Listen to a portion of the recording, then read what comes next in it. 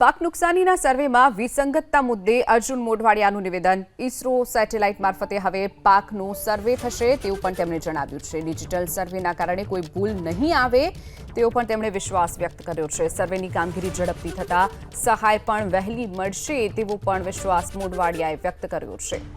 તો ડિજિટલ સર્વેના કારણે કોઈ ભૂલ સામે નહીં આવે, હવેથી ડિજિટલ સર્વે કરવામાં આવશે તેવું પણ મોઢવાડિયાએ જણાવ્યું છે.